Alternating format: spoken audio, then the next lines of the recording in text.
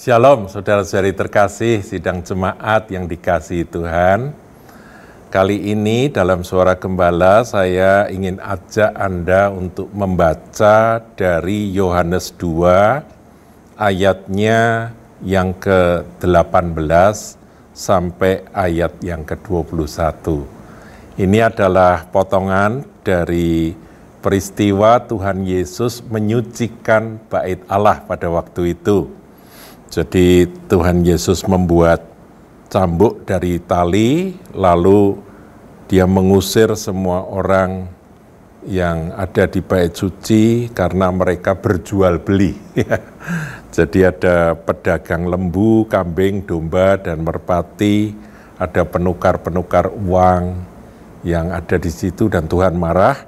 Kemudian dia mengusir mereka semua. Ya, meja penukar uang itu dibalikkannya, uang penukar-penukar itu dihamburkannya, ya, kemudian kambing, domba, lembu itu diusirnya. Sehingga orang-orang Yahudi pada waktu itu marah dan mereka protes kepada Tuhan, ya. Ayat 18 saya bacakan. Orang-orang Yahudi menantang Yesus. Katanya, tanda apakah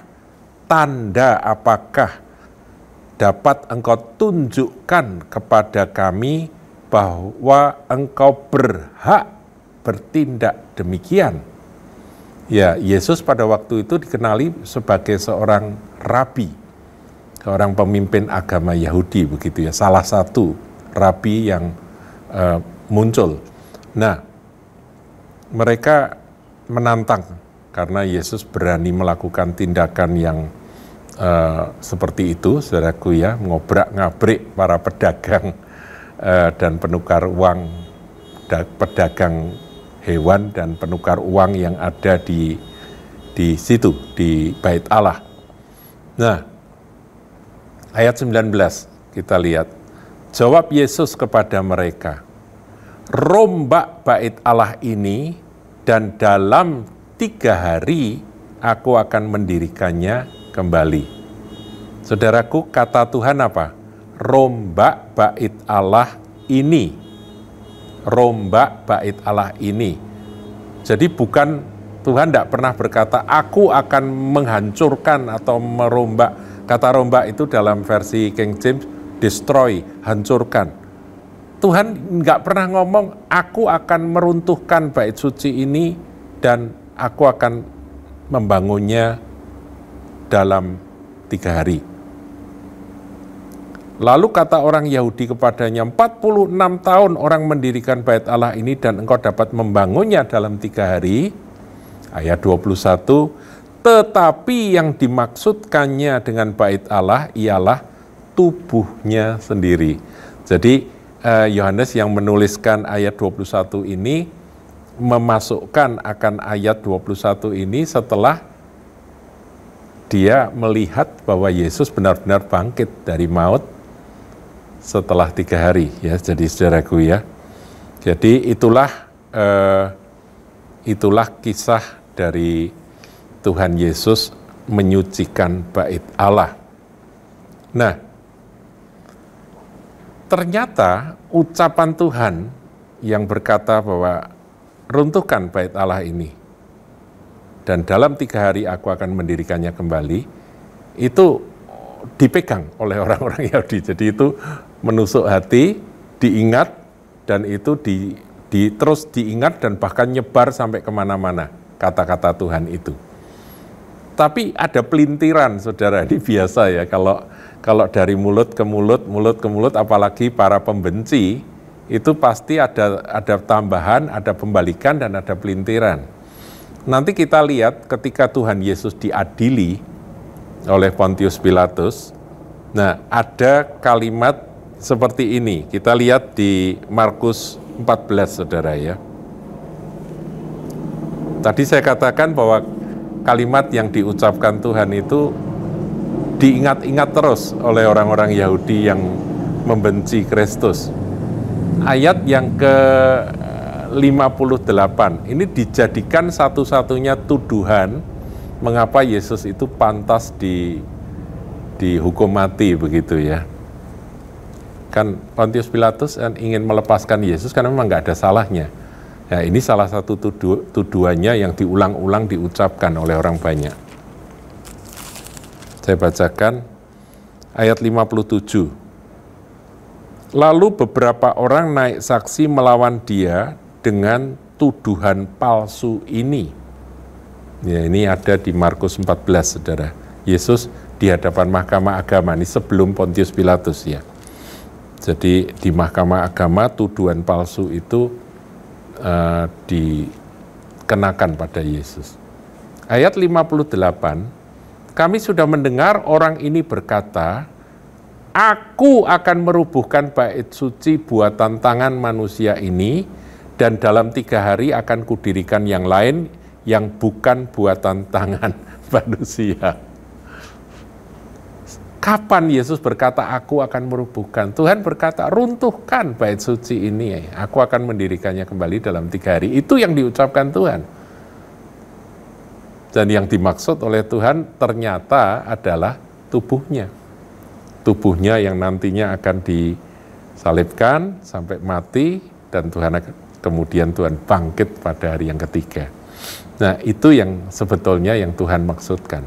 Tetapi saudaraku, dipelintir ya, orang ini berkata aku akan merubuhkan bait suci, jadi bisa jadi tuduhan kan, tuduhan bahwa dia ini teroris kan, orang yang mau meruntuhkan bait suci kan itu tempat sakral, tempat suci.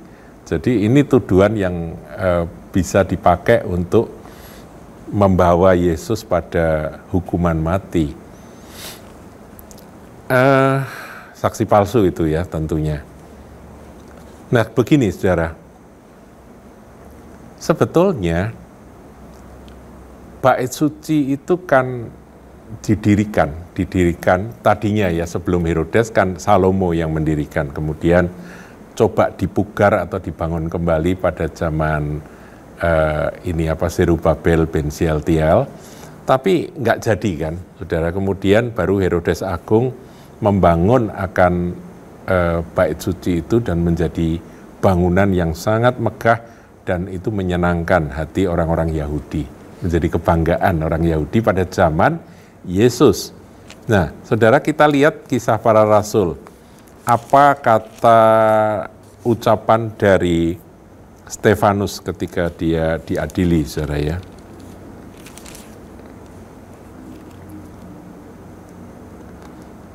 Kisah Rasul 7 ayat 46.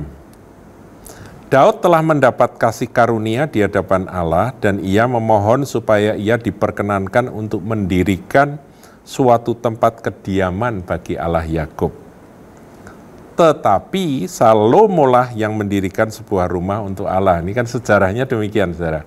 Karena Daud tangannya berlumuran darah, Tuhan tidak berkenan, kemudian dia hanya mempersiapkan, Salomo lah yang akhirnya mendirikan rumah untuk Allah. Ayat 48, nah ini yang diucapkan oleh Stefanus. Tetapi yang maha tinggi, perhatikan, tetapi yang maha tinggi tidak diam di dalam apa yang dibuat oleh tangan manusia. Seperti yang dikatakan oleh Nabi, langit adalah tahtaku dan bumi adalah tumpuan kakiku. Rumah apakah yang akan kamu dirikan bagiku? Demikian firman Tuhan, tempat apakah yang akan menjadi perhentianku? Jadi saudaraku, paradigma dari orang Yahudi ya di Perjanjian Lama itu adalah bait Allah. Sebelum bait Allah kan ada kemah pertemuan ya, kemah pertemuan. Kemudian ketika ada bait yang didirikan oleh Salomo, maka disitulah Tuhan itu bertahta, disitulah Tuhan itu hadir, disitulah tentunya di ruang Maha Kudus itu ya, di mana ada tabut perjanjian yang merupakan tahta Allah, di sanalah Tuhan itu hadir. Dan kesanalah umat manusia berbondong-bondong berziarah. Sebab itu Yerusalem menjadi kota suci, karena di Yerusalem ada bait suci, ya, Bet Hamidas itu, saudaraku ya. Nah, sampai ya karena dosa dari umat Israel kan bait suci akhirnya ngalami kehancuran. Bait suci Salomo, saudaraku ya, pada waktu kerajaan Israel dan kerajaan Yehuda dikalahkan itu, kemudian perkakasnya semua benda-benda suci itu diambil oleh Raja Babel pada waktu itu, dan itu hal-hal yang memalukan sekali bagi bangsa Israel, sehingga mereka nggak ada tempat lagi untuk mereka beribadah. Dan kemudian setelah ratusan tahun mereka berusaha untuk kembali membangun akan bait suci itu, tapi nggak berhasil, saudaraku ya, belum selesai. Sampai pada zaman Herodes. Herodes Agung membangunnya menjadi sebuah bangunan yang megah, dan bait suci itu menjadi kebanggaan bagi umat Yahudi pada zaman itu. Nah, pada masa itulah Yesus lahir. Bangunnya aja 46 tahun, saudaraku ya. Jadi satu bangunan yang tidak main-main pada waktu itu. Tapi Tuhan berkata, runtuhkan bait Allah ini dan aku akan mendirikannya kembali dalam 3 hari. Yang dimaksud adalah tubuhnya. Apa artinya, saudaraku? Tadi kita sudah membaca bahwa Tuhan itu tidak diam dalam satu bangunan yang dibuat oleh tangan manusia, buatan tangan manusia. Enggak. Memang ada masanya di mana dalam sejarah Israel seakan demikian. Tapi sebetulnya firman para nabi sudah sampaikan bahwa bumi tumpuan kakiku, langit adalah tahtaku. Itu maksudnya demikian. Bahwa kamu tuh jangan membatasi aku tuh seakan-akan aku tuh hanya ada di Yerusalem. Nah, ini kan pewahyuan yang progresif, saudara. Dan ketika Yesus Kristus itu lahir, dialah sang firman yang menjadi daging, maka sesungguhnya Allah itu berdiam di dalam diri Yesus. Makanya Tuhan Yesus berkata, aku dan Bapa adalah satu. Aku tinggal di dalam Bapa dan Bapa tinggal di dalam aku. Jadi kalau umat manusia mau mencari Yesus pada waktu itu, saudaraku ya, pada zaman itu, kalau mereka paham ya apa yang Tuhan maksudkan, kalau mereka itu ngerti akan kebenaran yang sesungguhnya, makna daripada rumah Tuhan yang sesungguhnya, mereka tahu bahwa Yesus itulah sebetulnya rumah Allah pada waktu itu. Jadi kalau orang mau nyembah Tuhan, nyembah Allah, nyembah Bapa, datang saja pada Yesus. Mau ketemu Bapa, ya ketemu Yesus. Barang siapa melihat aku, dia melihat engkau telah melihat aku, maka engkau melihat Bapa. Kata Tuhan Yesus demikian. Karena dialah rumah Allah, tempat kediaman dari Allah itu. Ya. Nah, terus bagaimana perkembangannya? Yesus mati menggenapkan akan apa yang dia katakan itu, dirombak kan bait sucinya, ini bait Allahnya kan diruntuhkan, mati, kemudian dalam 3 hari dia bangkit, ya kan? Dia bangkit. Benar, seperti itu. Makanya Yohanes memberi tambahan ayat itu tadi, ya ayat yang 21. Tetapi yang dimaksudkannya dengan bait Allah ialah tubuhnya sendiri. Nah, Yesus bangkit. Kemudian 40 hari Tuhan Yesus menampakkan diri kepada murid-muridnya, memberi pesan-pesan, berbicara tentang kerajaan Allah, dan kemudian Yesus naik ke surga. Nah, pada waktu Yesus naik ke surga, bait Allahnya di mana, saudaraku? Bait Allah jelas bukan bait Allah yang ada di Yerusalem. Ya, bukan. Karena Allah tidak berdiam dalam bangunan yang dibuat oleh manusia. Terus di mana Yesus? Yesus ada di surga. Nah, disinilah saudaraku kebenaran tentang tubuh Kristus itu menjadi pewahyuan yang nantinya disingkapkan oleh Rasul Paulus.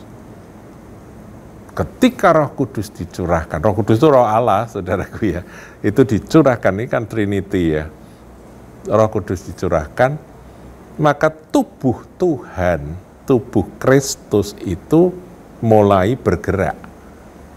Gereja lahir pada waktu itu, ya, Pentakosta. Nah, saat itu sesungguhnya bait Allah itu ada di sana. Baik secara individu, saudara dan saya adalah rumah dari Roh Tuhan, Roh Allah, bait Roh Tuhan, bait Roh Kudus, Roh Allah itu adalah kita, tubuh kita ini. Sama seperti dulu ketika Tuhan Yesus ada di atas muka bumi. Seluruh kepenuhan kealahan ada, maka sekarang Tuhan melanjutkan tubuhku. Ya, dia kepala ya, kita tubuh, gereja tubuh. Tubuhku inilah rumah kediaman Allah. Inilah bait suci. Jadi kalau orang mau ketemu Tuhan itu, saudara, sesungguhnya mereka harus ketemu kita atau mencari kita. Kalau mereka mencari kita, maka mereka akan ketemu Tuhan. Itu yang Tuhan mau. Sedih, saudara. Saya juga sedih. Kita semua sedih karena gereja maupun orang-orang Kristen apakah benar dapat menjadi alamatnya Tuhan? Ya kan, kalau mau cari satu sosok pribadi kan kita butuh alamatnya. Alamatnya di mana? Kalau mau cari Tuhan, alamatnya di mana? Dulu Yesus naik ke surga. Sekarang inilah rumah Tuhan, tempat orang-orang berdatangan untuk ketemu Tuhan. Saya katakan sedih karena seringkali kita tidak bisa menampilkan Kristus yang ada di dalam kita. Mari kita berdoa, saudaraku. Ini adalah apa yang menjadi ketetapan Tuhan. Begitu saudara dan saya menjadi anak-anak Tuhan, menjadi milik Kristus, maka sesungguhnya ada tanggung jawab. Kita adalah bait Roh Allah, kita adalah bait Tuhan, di mana kalau orang datang pada kita, mereka mestinya ketemu Tuhan. Tuhan ada di mana? Ada di pusat hidup kita, di ruang maha suci ini, ada di dalam pusat hidup kita.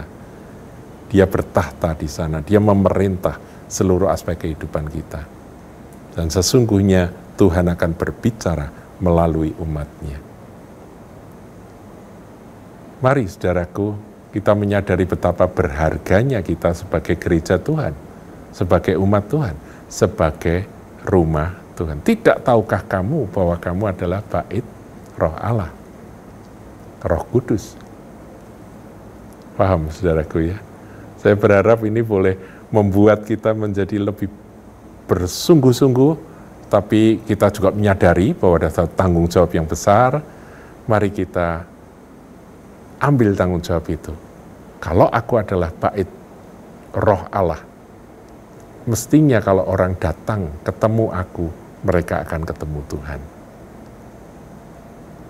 Tuhan Yesus memberkati.